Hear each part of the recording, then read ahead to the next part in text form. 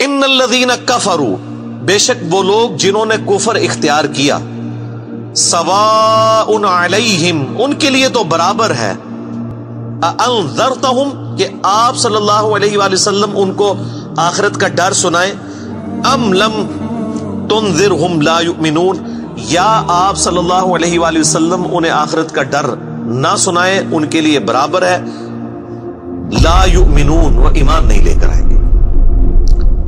اچھا، اس کا یہ مطلب نہیں ہے کہ جو کافر ہے اس کو آپ نے تبلیغ نہیں کرنی ہے۔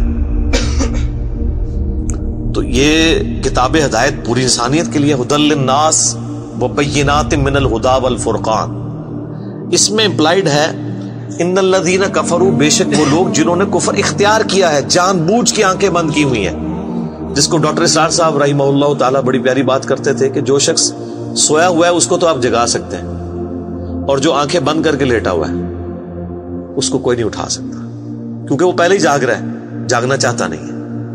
تو ایسا شخص جس کے اوپر حق اور باطل واضح ہو چکا ہو، اس کے باوجود وہ جان بوجھ کے کفر کی روش اختیار کرے، اس کے لیے قرآن میں کوئی ہدایت نہیں ہے۔ یہ بڑا خطرناک معاملہ ہے۔ تو اس سے مراد وہ کافر ہے کہ جو حق جاننے کے باوجود جان بوجھ کے اپنی قبیلے کی حمایت کے اندر، اپنی نسلی تعصب کے اندر، یا جیلسی فیکٹر کی وجہ سے، جس طرح یہودی تھے، نبی صلی اللہ علیہ وآلہ وسلم کو ماننے سے انکار کر دیا، وہ سب کے سب اس کیٹیگری میں فال کرتے ہیں۔ ان کے لیے اب آپ ان کو تبلیغ کریں نہ کریں، ان کے لیے برابر ہے، وہ ایمان نہیں لے کر آئیں گے۔ ختم اللہ علی قلوبہم، اللہ نے ان کے دلوں پر مہر لگا دی ہے، سیل کر دیا، یعنی سیل ہو گئی، اب کوئی چیز اس کے اندر داخل نہیں ہو سکتی۔ وعلی سمعہم، اور ان کے کانوں پر بھی، وعلی ابصارہم، اور ان کی آنکھوں پر بھی، غشاوۃ، پردہ پڑ چکا ہے، ولہم عذاب عظیم، اور ان کے لیے بہت بڑا عذاب تیار کر رکھا ہے اللہ نے۔ وَلِعَوْذُ بِاللَّهِ تَعَالَى اللہم اجرنا من النار، اللہم اجرنا من النار، اللہم اجرنا من النار۔ اچھا، قرآن کا طالب علم جب اس طرح کی آیات پڑھتا ہے نا تو وہ پریشان ہو جاتا ہے کہ بھئی قرآن تو بہت سٹریٹ فارورڈ ہے، اور آپ دیکھ رہے ہیں کہ اللہ تعالیٰ کے مزاج میں وہ چیزیں نہیں ہیں جو آپ کو میٹھے میٹھے واعظین بتاتے ہیں۔ اس لیے میں کہتا ہوں کتابوں کا خدا اور ہے اور بابوں کا خدا اور۔ قرآن بہت سٹریٹ فارورڈ ہے، کیونکہ یہ کلام کرنے والا کون ہے؟ اللہ، بے پرواہ ہے، اور وہ اسی پیشن کے ساتھ بات کرے گا تو آپ بھی اللہ کو سیریس لیں گے نا۔ اور اگر آپ کو یہ کہانی کرائی جائے گی، خیر ہے، جیسے ایک نانی ماں ہوتی ہیں، ایک دادی ماں ہوتی ہے، تو اللہ تعالیٰ تو نانی اور دادی سے بھی بڑھ کے رحم کرنے والا ہے۔ یہ کہانی، یہ کس آیت میں، کس حدیث میں لکھی ہوئی ہے یہ بات؟ اور میں اس کو پھر اینٹی وینم الزامی جواب کے طور پہ، پھکی کے طور پہ کہتا ہوں کہ اگر یہ نانی دادی اور ماں کے ساتھ آپ اللہ کو تشبیہ دے رہے ہیں اس کی محبت کو، تو کیا یہ نانی دادی اور ماں والی محبت اللہ تعالیٰ کی ابو جہل اور فرعون کے ساتھ بھی ہے؟ تو سارے کہیں گے نہیں۔ تو جو کلمہ پڑھ کے اللہ کے نافرمان اور باغی ہیں ان کے ساتھ بھی ہے؟ نہیں۔ جو اللہ کی طرف رجوع لے آئے ان کے لیے، پورے قرآن میں ایک آیت بھی ایسی نہیں ہے کہ جو اللہ کا باغی ہو، رجوع نہ لانے والا ہو، اللہ کہتا ہوں میں اس کو معاف کرنے والا ہوں۔ ہمیشہ یہ ہے کہ جو توبہ کر لے، اپنی اصلاح کر لے، رجوع لے آئے۔ یہ درجنوں آیات ہیں، وہ وقت کے ساتھ آئیں گی، ورنہ تو میں اسی آیت کے اوپر ہی پورا یہ لیکچر ختم کر دوں گا، پھر آپ کا وہ یہ مصحف تو پچھلا تو 9 سال میں ختم ہوا ہے، یہ 18 سال میں بھی ختم نہیں ہونا۔ لیکن جنرل میں بات ضرور کروں گا تاکہ آپ کو ایک کنسپٹ کلیئر ہو کہ جو باتیں بتائی گئی ہیں بالکل نان سینس باتیں ہیں، اس طرح کا کوئی کنسپٹ نہیں ہے اسلام کے اندر۔ ایک میرا یوٹیوب پہ کلپ بھی ہے، اللہ کی رحمت سے دھوکہ، وہ آپ کلپ دیکھیں، میں نے اس پہ کراس ریفرنس کے طور پہ کئی آیات پیش کی ہیں کہ یہ آپ کو بالکل کہانی کرائی گئی ہے۔ اللہ تعالیٰ اپنے معاملات میں بہت سخت ہے۔ اچھا، اس کی وجہ سے بعض لوگوں کے دماغ میں یہ بھی آ جاتا ہے کہ یار اللہ تعالیٰ دیکھو مور لگا دیتا ہے، نعوذ باللہ اللہ تعالیٰ کی اپروچ بڑی کوئی فنیٹک والی ہے، نعوذ باللہ۔ ایسا نہیں ہے، یہ ان لوگوں کے لیے جو جان بوجھ کے حق سے اناد کرتے ہیں، تو پھر اللہ تعالیٰ کے غضب کا کوڑا ان پہ پڑتا ہے کہ یار ان کو بات سمجھ بھی آ گئی تھی، اس کے باوجود انہوں نے یہ کیا ہے، اب میں ان کو نہیں چھوڑوں گا، اب ان کے اندر ہدایت داخل بھی نہیں ہو سکے گی. یہ بہت، یعنی اس کو کہتے ہیں پوائنٹ آف نو ریٹرن. اب اس پہ اللہ تعالیٰ کو کوئی پوچھ نہیں سکتا، اس کو اللہ نے بین کیا. لا يسأل عما يفعل وهم يسألون. اللہ کو کوئی نہیں پوچھ سکتا اس نے کوئی کام کیوں کیا. اللہ ہر ایک کو پوچھ سکتا ہے. یہ اللہ کو گلا نہیں کیا جا سکتا. رب ہے، مالک ہے، اس نے اپنے لیے رول طے کیا کہ بھئی جب پوائنٹ آف نو ریٹرن پہ کوئی بندہ پہنچے گا، سچائی قبول کرنے کے باوجود وہ حق سے اناد کرے گا، اس کو نظر آ جائے گی سچائی ہے، پھر بھی وہ اناد کر دے گا، پھر میں مہر لگا دوں گا. آؤ پھر وقت کا پیغمبر بھی اس کو ہدایت نہیں دے سکتا. انک لا تہدی من احببت ولکن اللہ یہدی من یشاء. اے نبی، جس سے تم محبت کرتے ہو تم بھی اسے ہدایت نہیں دے سکتے. اللہ جسے چاہتا ہے ہدایت دیتا ہے. ہدایت کس کو دیتا ہے؟ والذین جاہدوا فینا لنہدینہم سبلنا. جو لوگ ہماری راہ میں کوشش کریں گے ان کے لیے ہم اپنی راہیں کھولیں گے. اس کائنات کی سب سے ایلیٹ چیز ایمان ہے، جس کے اوپر ہمیشہ کی کامیابیوں اور ناکامیوں کا فیصلہ ہونے والا ہے. تو آپ کیا سمجھتے ہیں کہ آپ کو یہ راہ چلتے فٹ پاتھ پہ گری پڑی مل جائے گی؟ اس کے لیے کوئی ایفرٹ پٹ نہیں کرنی پڑے گی. اور دنیا میں جس چیز کی منفعت چند سالوں کے لیے ہو وہ بھی اتنی ایفرٹ پٹ کرنے کے بعد ملتی ہے. اور جس سے ہمیشہ کی کامیابیاں آپ کا مقدر ہونے والی ہیں، آپ سمجھتے ہیں کہ وہ آپ کو چنگے جی لگ جائے گی، مفت میں مل جائے گی؟ نہیں، ناٹ ایٹ آل.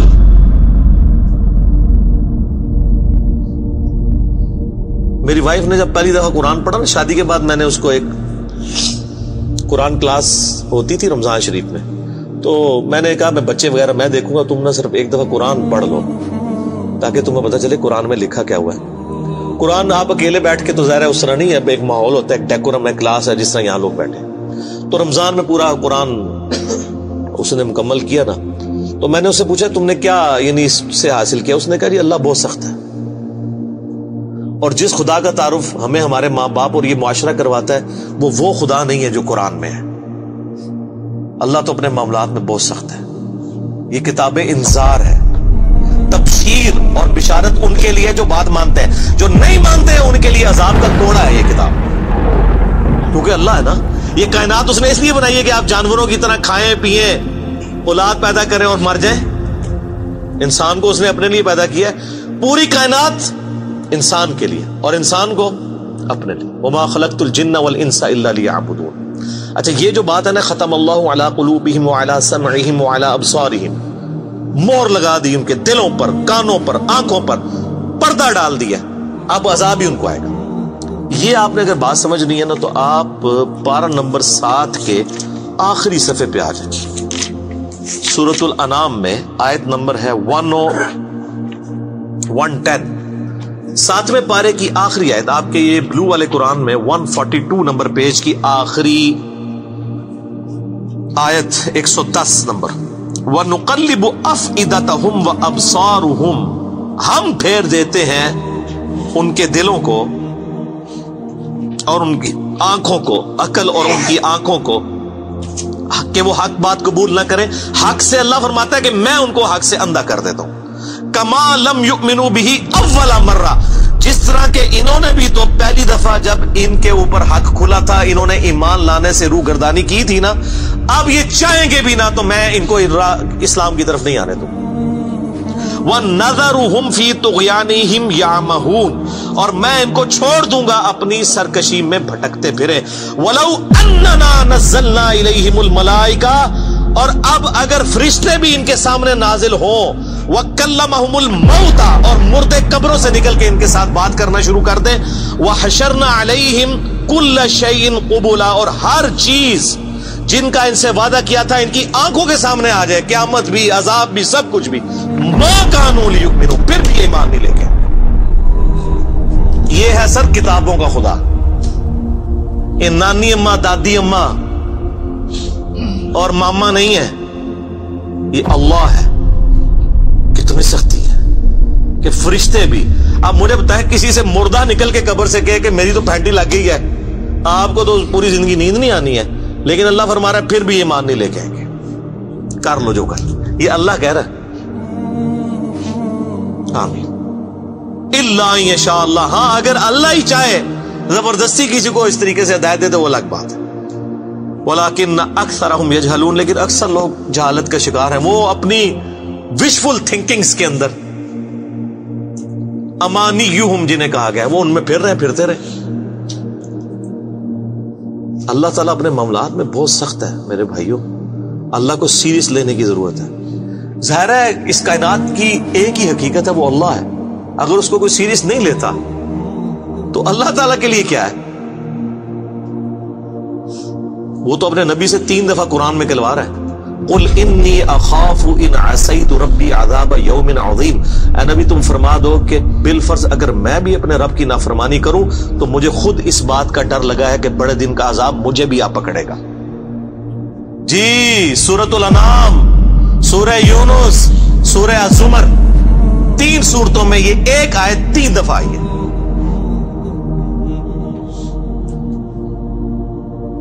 آپ مجھے بتائیں، جو آپ کو کہتے ہیں جناب ہم بخشوا لیں گے، ہم اپنے مریدوں کو لے جائیں گے، اور تو انہوں کھنگن نہیں دینا کسی نے ہوتے،